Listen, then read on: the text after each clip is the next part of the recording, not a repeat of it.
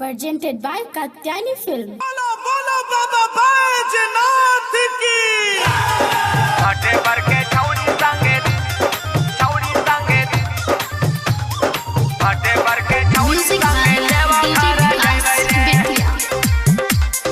देवा घर जय रे हर सामला सुन पियाज नहीं खैबै रे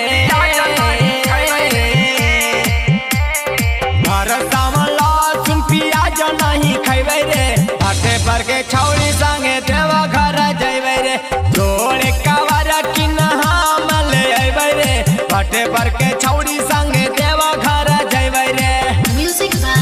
DJ Vikas फाटे पर के Bethia. छौड़ी संगीत देवा घर जय रे भागे धतूरा हम चढ़ैबै रे बाबा से अरजी लगैबै रे लगई पई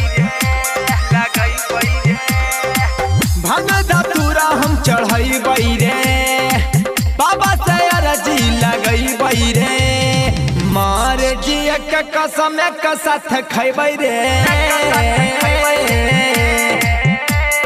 मार जी एक कसम एक साथ खैबै रे भाटे पर के छौड़ी संग देवा घर जइबै रे हर सामान लहसुन प्याज नहीं खैबै रे भाटे पर के छौड़ी संग देवा घर जइबै रे Music by DJ Vikas फाटे पर के Bethia. छौड़ी संगीत देवा घर जय रे लेके जइबै डीजे गाड़ी रे जइबै भी अभिषेक बिहारी रे बिहारी रे लेके जइबै डीजे गाड़ी रे जइबै भी अभिषेक बिहारी रे राहुल रावनिया के गानावा बजैबै रे